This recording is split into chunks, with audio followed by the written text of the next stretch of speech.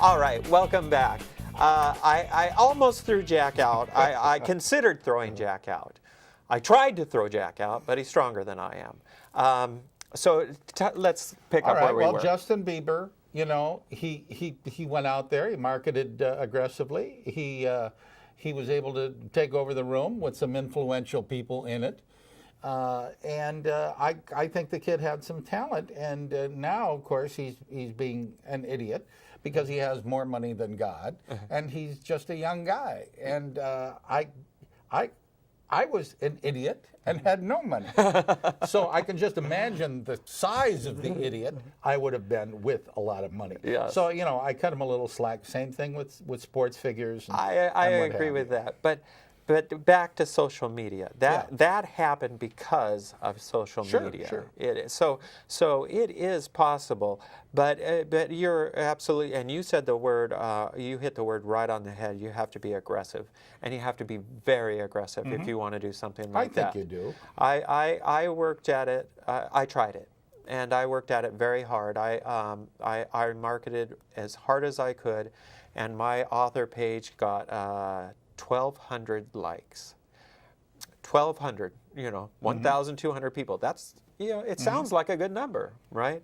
It doesn't mean anything. It doesn't mean anything. No, they have to be the right kind of like.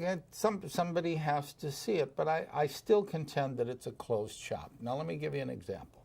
The Blair Witch Project. You remember the Blair Witch Project? Yeah, of course. Do you think Hollywood was thrilled with the Blair Witch Project garnering as much attention as it did? Well, you know more about Hollywood than I do. All I'm saying is that it's a lot easier to make money with the people you have than going out on the street and looking for someone better. It's ridiculous. They don't want anyone better. They already have the good people they consider under contract. Well, I do understand that, but there has to be a continuance of new blood coming in. I don't agree with that. They just don't want. They want to make the money they want to make, and they want to do it with as little trouble as possible. No, and I agree with that, but I think that in the social media, if they see a huge enough following, for whatever reason, I mean, we've seen Grumpy Cat, okay? Yeah. Grumpy Cat. Yeah. Came out of nowhere. No marketing.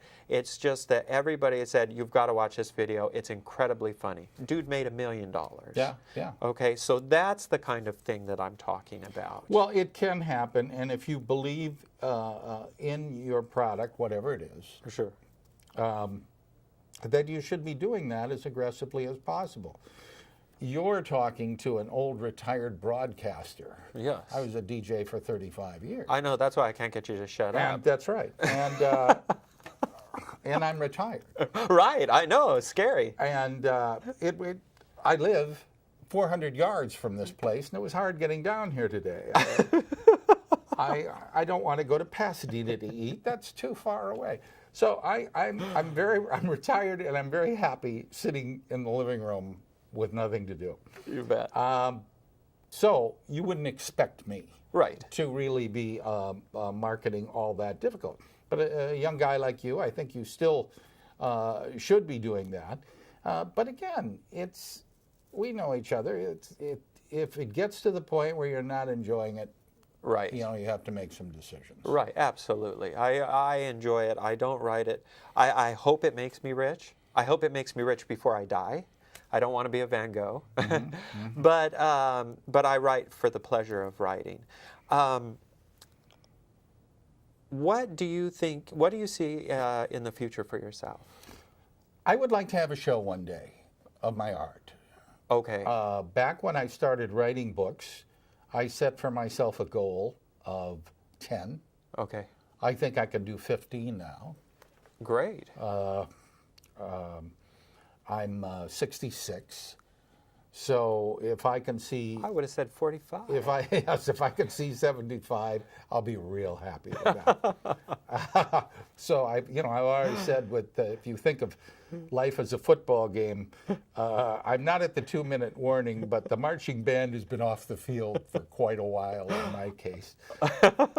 Deep in the fourth quarter somewhere. So anyway, if I can do that, if I can write 15 books. Okay. and have a show Okay. where I can show what I do. I think I'd be real happy with that. I think I think that would be great. Tell me one last thing, and then we've got to cut it off. Name dropping, knowing people. Is there any power in that anymore? Yeah, I think more than ever. Okay. More than ever. Networking is is very big. What you're doing right now is very, very important. And you're at least out there on the pulse of the community and interacting with other artists. Again, like I say, you can't get me out of the front yard half the time. But you and younger people, you have to get out there a little bit and see what else is being done. Yes. And meeting the gallery owners and the readers' digestion societies and various things to get some input. Now, I don't particularly like to sit around talking about writing. Yeah. But I think that it's very important to interact with other writers. Oh, sure.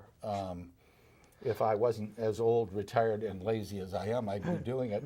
Let me ask you a question. Who's your favorite author? My favorite author. I mean, your favorite author in the whole world. My favorite author in the whole world. Yes. You know, I really have to say that it's Martin Cruz Smith. Now, see, I was sure you were going to say yourself because you won't read anything else. No. Well, now I won't. Okay. Now I won't. But I like Martin. He is the contemporary writer who can keep me interested. Oh, sure. You know, Sure. It's my attention span has gotten a little shorter, but I still like his work. I haven't read any of it recently, but I followed the Arkady Renko series for many years. I did as well. And you did as well. And you turned me on to quite a few good books. Clavel. Yeah, James Shogun Clavel. and Taipan. Right. Oh, wonderful. And that does help. Let me ask you a question. How much of my work have you read? Yeah, that's a very interesting question. And I tell you this because we are good friends. Let me turn that one around on you for a second. How much of my work have you read? Well, Almost none. Let me answer that question. I do have one thing to say. All right. Shameful. I have one thing to say about that, Jack. When we used to drink together, I know that I read some of your work. I just can't remember it. So that counts. I can't remember writing any of my work back when we were drinking together. But the fact of the matter is, we don't read each other's work. First of all, I'm not that wild about horror. Are you sure? And second of all, between the two of us, oh yeah, I'm my favorite Right. writer. And I know you're your favorite writer. That's right. too. That's right. So it is funny. It is. Yeah. It is. But we don't, and you get that way. I do still enjoy reading myself. Right. I do as well. Yeah. I do as well. As a matter of fact, I'm in the middle of reading my first novel again. You have to have one fan for sure. And That's right. Yourself. If you don't have one fan, then you need to try something else. Yeah. You agree? I agree. Yeah. All right. Well, Jack, I want to thank you so much for coming no, 400 yards down I the really street enjoyed it. to be here. Really enjoyed You've been great. I You would. have the stipend check for me ready. Well, Well, it was just the gas. Yeah, Dirk took it somewhere. Yeah, okay. Yeah, and we know how much we can trust Dirk. Listen, would you like to come back at some point and talk to us again? Certainly. It was a lot of fun. All right, I'll take you up on that. All right, well, we've had a wonderful show today. I'm really blessed to have Jack Savage as one of my best friends, a great artist, a true inspiration. And I hope you had as much fun as I did. So we're going to sign off for now, and we'll see you next week. Thanks so much.